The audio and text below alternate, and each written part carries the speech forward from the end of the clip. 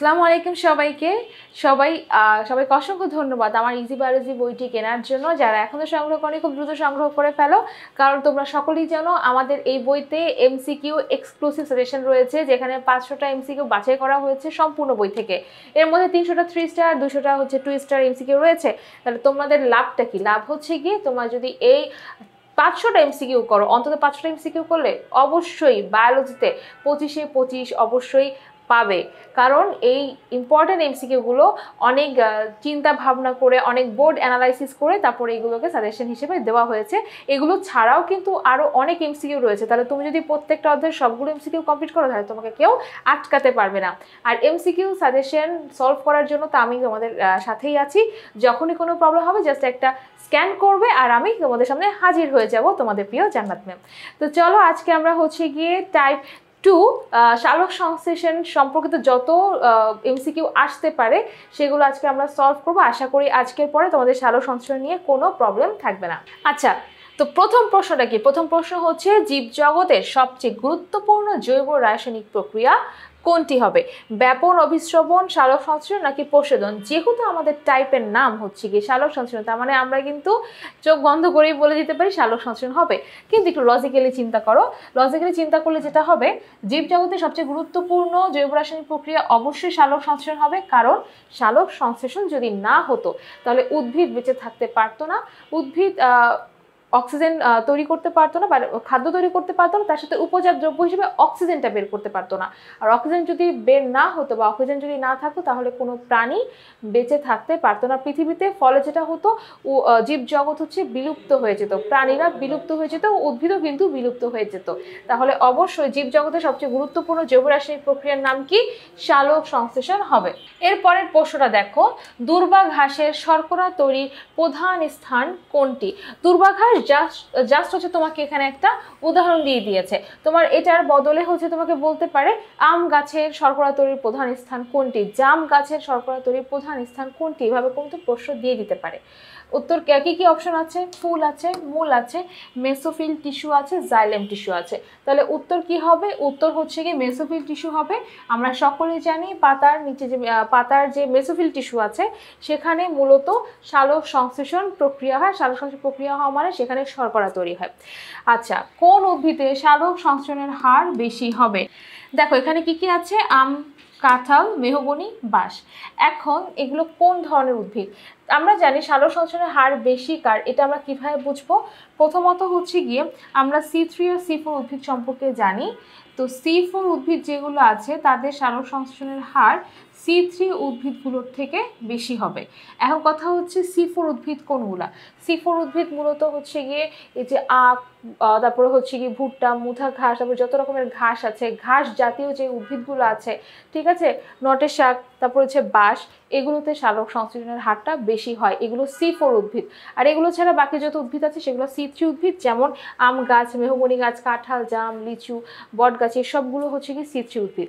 তাহলে আমাদের উত্তরটা কি হচ্ছে? C4 উদ্ভিদ হচ্ছে, কারণ C4 উদ্ভিদে সালোক সংশ্লেষণের হারটা বেশি হবে। 23 নম্বর প্রশ্নটা দেখো, এখানে কি বলেছে? কোন উদ্ভিদে সালোক সংশ্লেষণের হার অপেক্ষাকৃত বেশি? এটা আবার আরেক টাইপের প্রশ্ন, সেটা হচ্ছে গিয়ে জলজ, স্থলজ, মরুজ নাকি মেরুজ।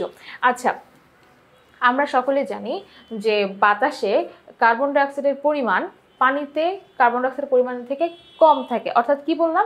পানিতে কার্বন ডাইঅক্সাইডের পরিমাণ বেশি, বাতাসে কার্বন ডাইঅক্সাইডের পরিমাণটা কম। তো যেহেতু পানিতে কার্বন ডাইঅক্সাইডের পরিমাণটা বেশি, তার মানে সেখানে সালোক সংশ্লেষণের হারটাও বেশি হয়। আর বাতাসে সালোক সংশ্লেষণের হারটা পানিতে থাকা উদ্ভিদগুলোর থেকে কম হবে। তাহলে আমি কি সহজভাবে বলতে পারি না যে জলজ উদ্ভিদগুলোতে সালোক সংশ্লেষণের হার স্থলজ উদ্ভিদগুলোর থেকে বেশি হবে? কেন বেশি হবে? কারণ পানিতে কার্বন ডাইঅক্সাইডের পরিমাণ বাতাসে কার্বন ডাইঅক্সাইডের পরিমাণের থেকে বেশি হয় বা বেশি থাকে। তাহলে উত্তর আমার কি হবে? উত্তর হচ্ছে কি জলজ উদ্ভিদ, এটার উত্তর হবে। এখন জলজ উদ্ভিদের উদাহরণ কি হতে পারে এটা আমরা পরের প্রশ্নে দেখব। কি দেয়া আছে দেখো তো, নিচের কোন উদ্ভিদে সালোক সংশ্লেষণের হার বেশি হবে? সেম ভাবে জলজ উদ্ভিদে সালোক সংশ্লেষণের হারটা বেশি, স্থলজ উদ্ভিদে সালোক সংশ্লেষণের হারটা কম। এখানে আমরা যদি প্রত্যেকটা উদ্ভিদ ভালো করে অ্যানালাইসিস করি, বট গাছ একটা স্থলজ উদ্ভিদ, পেয়ারা গাছ একটা স্থলজ উদ্ভিদ, কাঁঠালও একটি স্থলজ উদ্ভিদ, কিন্তু বাদ থাকে কোনটা? কচুরিপানা। শুধুমাত্র এটা হচ্ছে গিয়ে তোমার জলজ উদ্ভিদ। তাহলে এখানে উত্তরটা কি হচ্ছে? কচুরিপানা হচ্ছে। এখন এখানে কচুরিপানার বদলে কি কি থাকতে পারে? এখানে কচুরিপানার বদলে শাপলা থাকতে পারে, পদ্ম থাকতে পারে, টোপা পানা থাকতে পারে। তারপর আর কি কি আছে বলো তো? টোপা পানা ছাড়া আর কি কি থাকতে পারে? কচুরিপানা তো দেওয়াই আছে, এই যে টোপা পানা থাকতে পারে। ঠিক আছে, যত পানি জাতীয় যত উদ্ভিদ আছে, মানে জলজ যত উদ্ভিদ আছে সবগুলোতে হচ্ছে সালোক সংশ্লেষণের হার স্থলজ উদ্ভিদের থেকে সবসময় বেশি হবে। তো উদাহরণগুলো আমরা একটু মাথায় রাখবো, তাহলেই হবে। এরপরে দেখো, পানিতে শতকরা কত ভাগ কার্বন ডাইঅক্সাইড থাকে? আমি বলেছিলাম পানিতে কার্বন ডাইঅক্সাইডের পরিমাণ বেশি, বাতাসে কার্বন ডাইঅক্সাইডের পরিমাণ কম। তাহলে পানিতে কার্বন ডাইঅক্সাইডের পরিমাণ বেশি, কত বেশি বলো তো? পানিতে কার্বন ডাইঅক্সাইডের পরিমাণ বেশি কত হবে? পানিতে হচ্ছে গিয়ে 0.3%, আর বাতাস হচ্ছে 0.03%, মানে একটা শূন্য বেশি। একটা শূন্য বেশি দেখে হচ্ছে তার পরিমাণ বেশি তা কিন্তু না, পয়েন্টের পরে বা দশমিকের পরে যত শূন্য হবে সেটা তত ছোট সংখ্যা বোঝায়। ঠিক আছে, আচ্ছা, তো হচ্ছে পানিতে থাকে হচ্ছে 0.3%, এই যেটা হচ্ছে আমাদের এখানে দেওয়া আছে 0.3%। আর 0.3% কোথায় থাকে? বায়ুতে থাকে। এই কারণে জলজ উদ্ভিদে সালোক সংশ্লেষণের হার বেশি আর স্থলজ উদ্ভিদে সালোক সংশ্লেষণের হারটা কম। তোমরা যারা বইতে এটা লিখে রাখোনি তারা অবশ্যই এটা নোট করে টুকে রাখো বইয়ের কোনো একটা জায়গায়, তাহলে তোমরা শর্টকাট ওয়েতে এই জিনিসটা মাথায় রাখতে পারো, এই জিনিসটা বুঝতে পারবা। ঠিক আছে, আচ্ছা, এরপরে প্রশ্ন দেখো কি বলেছে। সালোক সংশ্লেষণে সূর্যালোক এবং জীবনের মধ্যে সেতুবন্ধন সৃষ্টি হয়? অবশ্যই। সেতুবন্ধন সৃষ্টি না হলে সূর্যালো ছাড়া তো জীবজগৎ চলতেই পারতো না, অবশ্যই সেতুবন্ধন সৃষ্টি হয়। সকল জীবই তার নিজের খাদ্য তৈরি করতে পারে? না, সকল জীব নিজের খাদ্য তৈরি করতে পারে না। যেমন আমি আমার নিজের খাদ্য তৈরি করতে পারি না, আমার আম্মু রান্না করে দেয়, তাই বলে যে আম্মু নিজের খাদ্য তৈরি করতে পারে সেটাও কিন্তু না। ব্যাপারটা হচ্ছে আমাদের বডিতে কিন্তু আমরা খাদ্য তৈরি করতে পারি না, পারলে আর কারোর ওপর নির্ভর করে থাকতে হতো না।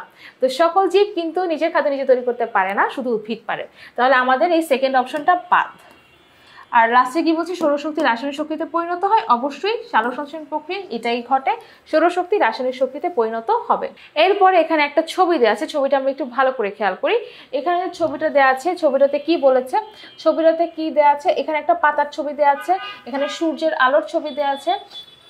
আচ্ছা, এখানে একটা পাতার ছবি দেওয়া আছে, দেখো এখানে পাতার ছবি দেওয়া আছে, সূর্যের আলোর ছবি আছে, এখানে জি দিয়ে একটা সংকেত দিয়েছে, জি দিয়ে কিসের সংকেত দিয়েছে? গ্লুকোজের সংকেত দিয়েছে। তোমরাও তোমাদের বইতে ভালো করে খেয়াল করে দেখবে, এটা C6H12O6, এই যে সংকেতটা দেওয়া আছে এটা গ্লুকোজের সংকেত।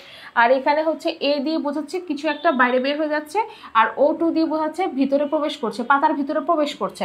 তাহলে চিত্রের প্রক্রিয়ায় এখানে তোমাকে আগে বুঝতে হবে এখানে কি প্রক্রিয়া ঘটছে। এখন তুমি একটু চিন্তা করো, কোন প্রক্রিয়ায় অক্সিজেন পাতার ভিতরে প্রবেশ করে, কার্বন ডাইঅক্সাইড পাতা থেকে বের হয়ে যায়। যখন কোনো কিছু প্রবেশ করছে, কি প্রবেশ করছে? অক্সিজেন, তাহলে অবশ্যই কার্বন ডাইঅক্সাইড বের হয়ে যাবে।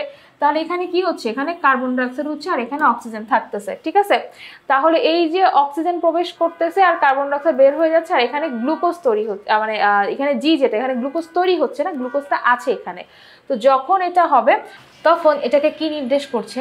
তোমরা যখন সবাত শ্বসন পড়বা তখন দেখবা এই প্রশ্নটা মূলত সবাত শ্বসন আর হচ্ছে সালোক সংশ্লেষণের মিক্স একটা প্রশ্ন। তো সবাত শ্বসনে কি হয়? সবাত শ্বসনের যে শর্করাটা থাকে সেটা অক্সিজেন দ্বারা জারিত হয়। তো অক্সিজেন দ্বারা জারিত হয়ে শক্তি উৎপাদন করে, সেটার হচ্ছে গিয়ে 4টা ধাপ রয়েছে। 4টা ধাপের প্রথম ধাপ হচ্ছে গিয়ে গ্লুকোজের ভাঙন, গ্লুকোজের জারণ। ঠিক আছে, সেখানে পাইরুভিক অ্যাসিড তৈরি হয়। এরপরে যেটা, এর পরের ধাপের নাম হচ্ছে কি অ্যাসিটাইল কোয়ে তৈরি, যেখানে প্রথম ধাপে যে পাইরুভিক অ্যাসিড তৈরি হয়েছিল সেইটা দ্বিতীয় ধাপে গিয়ে অ্যাসিটাইল কোয়ে তৈরি করে। তাহলে এই প্রক্রিয়াটা হচ্ছে কি সবাত শ্বসনের একটা প্রক্রিয়াকে নির্দেশ করছে, সবাত শ্বসন প্রক্রিয়া। আর এই সবাত শ্বসন প্রক্রিয়াতে যেটা হয় সেটা হচ্ছে গিয়ে তোমার প্রথম ধাপে তৈরি হওয়া, মানে প্রথম ধাপে যে পাইরুভিক অ্যাসিড তৈরি হয় সেটা হচ্ছে পরের ধাপে গিয়ে পাইরুভিক অ্যাসিডটা ভেঙে যায়, ভেঙে গিয়ে হচ্ছে এক অণু অ্যাসিটাইল কোয়ে সৃষ্টি করে। ঠিক আছে, এক অণু পাইরুভিক অ্যাসিড ভেঙে এক অণু অ্যাসিটেট করে সৃষ্টি করে, যেন আমাদের হচ্ছে ক নাম্বার উত্তর। যেহেতু এটা হচ্ছে গিয়ে তোমার সালোক সংশ্লেষণ এবং সমাশ্লেষণের মিক্স প্রশ্ন, তাই দেখা যাবে যে এই প্রশ্নটা এখানে আছে। এই চিহ্নিত পদার্থটি, এই চিহ্নিত পদার্থের নাম কি? এই চিহ্নিত পদার্থ হচ্ছে কার্বন ডাই অক্সাইড, যেটা তোমাদেরকে বুঝিয়ে দিলাম। এই চিহ্নিত পদার্থটি হচ্ছে গিয়ে বায়ুমণ্ডলের 0.03% থাকে, কথাটা ঠিক। বায়ুতে যদি বেড়ে যায় তাহলে প্রক্রিয়াটির হার কমে, মানে হচ্ছে যদি বায়ুতে যদি এটা বেড়ে যায়, অর্থাৎ কার্বন ডাই অক্সাইডটা যদি বেড়ে যায়, তখন এই শ্বসন প্রক্রিয়াটির হার কমে যাবে। আর পানিতে হচ্ছে এটার পরিমাণ কত? 0.3% থাকে। তাহলে চারটাই হচ্ছে গিয়ে সঠিক। ওকে, এরপরে প্রশ্নটা দেখো কি বলেছে। সালোক সংশ্লেষণের একটা প্রয়োজনীয় উপকরণ হলো, সালোক সংশ্লেষণের প্রয়োজনীয় উপকরণ কি? অক্সিজেন, গ্লুকোজ, পানি, হাইড্রোজেন। এটা চিন্তা করবা যে সালোক সংশ্লেষণ কোনটা ছাড়া হবেই না। উত্তর কি হচ্ছে? উত্তর হবে হচ্ছে পানি, কারণ পানি ছাড়া কখনোই সালোক সংশ্লেষণ ঘটবে না। অক্সিজেন তো সালোক সংশ্লেষণের উপজাত দ্রব্য, ঠিক আছে। আর গ্লুকোজ তো তোমার তৈরি হয় সালোক সংশ্লেষণ, তার মানে এটা কিন্তু প্রয়োজনীয় উপকরণ না, এটা কিন্তু প্রয়োজনীয় উপকরণ না। তাহলে আমাদের উত্তর কি হচ্ছে? পানি হচ্ছে। এরপরে প্রশ্ন দেখো, মূল দ্বারা উত্তোলিত পানি সর্বশেষ গন্তব্য কোনটি? এপিডার্মিস, সিভনন, এন্ডোডার্মিস নাকি মেসোফিল টিস্যু? আচ্ছা, মূল থেকে মূল যে মাটি থেকে পানি সংগ্রহ করছে সেটা সর্বশেষ কোন জায়গায় গিয়ে পৌঁছায়? এটা অবশ্যই মেসোফিল টিস্যুতে গিয়ে পৌঁছাবে, কারণ মেসোফিল টিস্যুতে গিয়ে যখনই পানি পৌঁছাবে তখনই হচ্ছে গিয়ে সালোক সংশ্লেষণটা ঘটবে। মেসোফিল টিস্যুতে পানি না পৌঁছালে সালোক সংশ্লেষণ ঘটবে না। আচ্ছা, তো এখন দেখো তারপরে প্রশ্ন, ক্লোরোপ্লাস্টের কোন অংশে সালোক সংশ্লেষণের আলোক পর্যায় সংঘটিত হয়? আমরা সকলেই জানি যে ক্লোরোপ্লাস্টের গ্রানাম রয়েছে, গ্রানাতে কি হয়? আলোক নির্ভর পর্যায় সংঘটিত হয়। আর হচ্ছে তোমার স্ট্রোমাতে হয় আলোক নিরপেক্ষ পর্যায়। ঠিক আছে। আচ্ছা, এরপরের প্রশ্নটা কি? এরপরের প্রশ্নটা আমরা একটু দেখি। এরপরে প্রশ্ন দেখো, কোনটিতে সৌরশক্তি স্থিতি শক্তি রূপে সঞ্চিত থাকে? অক্সিজেন না, কখনোই না। পানি, কার্বন ডাই অক্সাইড, শ্বেতসার। কোনটা থাকবে? অবশ্যই শ্বেতসার বা শর্করা থাকবে, শর্করা হিসেবে সঞ্চিত থাকবে। ঠিক আছে, মানে শর্করাতে বা শ্বেতসারে সৌরশক্তিটি স্থিতি শক্তি রূপে থাকে, কারণ পরবর্তীতে এই শ্বেতসারটা খরচ হয়ে যাবে। সালোক সংশ্লেষণ একটা জারণ বিজারণ প্রক্রিয়া, কারণ এই বিক্রিয়ায় কার্বন ডাই অক্সাইড জারিত হয় এবং পানি বিয়োজিত হয়। কখনোই না, কার্বন ডাই অক্সাইড জারিত হবে না। অক্সিজেন জারিত হয়, পানি নাইট্রোজেন বিয়োজিত হয় না, এটাও না। নাইট্রোজেন জারিত হয়, অক্সিজেন বিয়োজিত হয় না, নাইট্রোজেনের এখানে কোনো কথা নেই। পানি জারিত হয় এবং কার্বন ডাই অক্সাইড বিয়োজিত হয়, অর্থাৎ এটাই হচ্ছে উত্তর। পানিটা জারিত হবে, এর হচ্ছে কি কার্বন ডাই অক্সাইড যেটা হয় বিয়োজিত হয়। ঠিক আছে। সবুজ উদ্ভিদ খাদ্য তৈরি করতে পারে, কারণ কি? কারণ সে প্রচুর সূর্যালোক পায়। অবশ্যই পাতায় ক্লোরোফিল থাকে, মাটি থেকে পানি গ্রহণ করে। হ্যাঁ, এই তিনটা অপশনই এখানে কারেক্ট। এরপরে প্রশ্ন দেখো, এখানে দুটো ছবি দেওয়া আছে। একটা হচ্ছে পি, একটা গাছের ছবি যেটা মাটিতে হচ্ছে, আর একটা কিউ, সেটা হচ্ছে কি শাপলা বা পদ্ম ফুলের ছবি, সেটা পানিতে হচ্ছে। কিউ এর ক্ষেত্রে কোনটা প্রযোজ্য, মানে যে পানিতে থাকা উদ্ভিদটার ক্ষেত্রে কোনটা প্রযোজ্য? প্রথম স্থায়ী যৌগ অক্সালোঅ্যাসিটিক অ্যাসিড। আচ্ছা, প্রথমটা হচ্ছে গিয়ে কিউ উদ্ভিদটা কিন্তু জলজ উদ্ভিদ, এটা C3 বা C4 উদ্ভিদ না। বিকালে সালোক সংশ্লেষণের হার কিছুটা কমে যায়। মিথেনে আধিক্যে সালোক সংশ্লেষণের হার একই থাকে, কখনোই হবে না। মিথেনের আধিক্যে সালোক সংশ্লেষণের হারটা হচ্ছে কমে যাবে। 38°C তাপমাত্রায় সালোক সংশ্লেষণ ভালো হবে না, এটা কোনো কথা যে 38°C তাপমাত্রায় সালোক সংশ্লেষণ ভালো হবে না। উত্তর হচ্ছে গিয়ে বিকালে সালোক সংশ্লেষণের হার কিছুটা কমে যায়, এটা প্রত্যেকটা উদ্ভিদের ক্ষেত্রেই প্রযোজ্য। বিকালের দিকে যেটা হয়, সূর্যালোটা মানে সূর্যালো এবং তাপমাত্রাটা কম থাকে। তাছাড়া হচ্ছে যে শর্করাটা তৈরি হয়, সেই শর্করাটা আসলে পাতায় জমে যায়। তো যখন জমে যায় তখন পাতায় শর্করার চলাচলটা হচ্ছে গিয়ে মানে চলাচলটা হচ্ছে বাধাপ্রাপ্ত হয়, এই জন্য তখন আর কি সালোক সংশ্লেষণের হার মন্থর হয়ে যায়। এটা তোমাদের বইতে দেওয়া আছে। তাহলে উত্তর কি হবে? বিকালে সালোক সংশ্লেষণের হার কিছুটা কমে যায়। ঠিক আছে। এরপরে প্রশ্ন দেখো, পি এবং কিউ এর ক্ষেত্রে, মানে এই দুটো উদ্ভিদের ক্ষেত্রে সালোক সংশ্লেষণের হারে তারতম্য হয় অবশ্যই, কারণ একটা জলজ উদ্ভিদ এবং একটা স্থলজ উদ্ভিদ, তার মানে অবশ্যই তারতম্য হবে। অন্যান্য অঙ্গের তুলনায় ফুলে শ্বসনের হার বেশি হয়, মানে ওই যে আমরা যে উদ্ভিদের অন্যান্য অঙ্গ যেমন পাতা বলো বা কাণ্ড বলো, এটা চাইতে ফুলে শ্বসনের হার বেশি হবে কিনা? হ্যাঁ, অবশ্যই বেশি হবে। পাতার এনজাইম নষ্ট হলে ক্লোরোফিল কমে যায়। হ্যাঁ, পাতার যদি এনজাইম নষ্ট হয়ে যায় তখন সেই ক্ষেত্রে ক্লোরোফিল তৈরি হতে পারে না এবং তখন সালোক সংশ্লেষণ বাধাগ্রস্ত হয়। তো তার মানে আমার এখানে উত্তর কি হচ্ছে? আমার উত্তর এই তিনটাই হবে।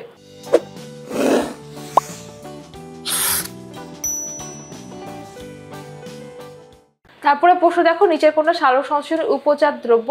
আচ্ছা, উপজাত দ্রব্য মানে এমন একটা দ্রব্য যেটা হচ্ছে কোনো দুটা পদার্থের সাথে বিক্রিয়া করে যখন নতুন কোনো কিছু উৎপাদন হচ্ছে তার সাথে এক্সট্রা কিছু তৈরি হয় সেটাকে বলা হচ্ছে উপজাত দ্রব্য। আমি যদি সহজভাবে উদাহরণ দিয়ে বলি তাহলে মনে করো যে যখন সাবান যখন তৈরি করা হয় তখন সাবান তৈরি করার সময় উপজাত দ্রব্য হিসেবে গ্লিসারিন তৈরি হয়। কারণ ফ্যাক্টরি কিন্তু কখনোই হচ্ছে গ্লিসারিন তৈরি করতে চায় না, আলাদাভাবে তারা গ্লিসারিন তৈরি করে না। যখন সাবান তৈরি করে সাবানের সাথে এক্সট্রা উপজাত দ্রব্য হিসেবে গ্লিসারিন তৈরি হয়, তখন গ্লিসারিনটাই হচ্ছে গিয়ে তোমার উপজাত দ্রব্য হিসেবে বাজারজাত করা যায়। উপজাত দ্রব্য এজন্যই বলা হয় যে আমরা ওই প্রোডাক্টটা তৈরি করছি না, কিন্তু অন্য একটা প্রোডাক্ট তৈরি করতে গিয়ে আমাদের এই প্রোডাক্টটা তৈরি হয়ে গেছে। ঠিক আছে, এই জন্য দেখবা যে সকল কোম্পানির সাবান রয়েছে ঠিক সে সকল কোম্পানির গ্লিসারিনও রয়েছে। ঠিক আছে, আচ্ছা তাহলে কোনটা উপজাত দ্রব্য? আমরা জানি সালোকসংশ্লেষণের ক্ষেত্রে সালোকসংশ্লেষণ কেন হয়, কারণ উদ্ভিদ খাদ্য তৈরি করে, এই খাদ্য তৈরিটা বা শর্করা তৈরিটাই হচ্ছে সালোকসংশ্লেষণের মূল উদ্দেশ্য। এখন এগুলা ছাড়া মানে শর্করা ছাড়া বাকি যা যা তৈরি হচ্ছে সবকিছুই কি উপজাত দ্রব্য হবে। তাহলে কি কি উপজাত দ্রব্য হবে? আমরা জানি সালোকসংশ্লেষণে অক্সিজেন তৈরি হয়, এটা একটা উপজাত দ্রব্য। পানি তৈরি হয়, যেটা বাষ্প আকারে পরিবেশে উন্মুক্ত হয়ে যায়, এটা হচ্ছে কি উপজাত দ্রব্য। তাহলে দেখো তো পানি বা অক্সিজেন কোনোটা আছে কিনা এই অপশনে? অবশ্যই একটা না একটা পাবা। দেখো অক্সিজেন আছে 4-এ, তার মানে এটাই হচ্ছে উত্তর, অক্সিজেন সালোকসংশ্লেষণের উপজাত দ্রব্য। তারপরে দেখো ইংরেজ শারীরতত্ত্ববিদ ব্ল্যাকম্যান কর্তৃক আবিষ্কৃত প্রক্রিয়া কোনটা? প্রচ্ছেদন, ইমবাইবিশন, সালোকসংশ্লেষণ নাকি হচ্ছে ব্যাপন? অবশ্যই সালোকসংশ্লেষণ হচ্ছে গিয়ে ব্ল্যাকম্যান কর্তৃক আবিষ্কৃত একটা প্রক্রিয়া।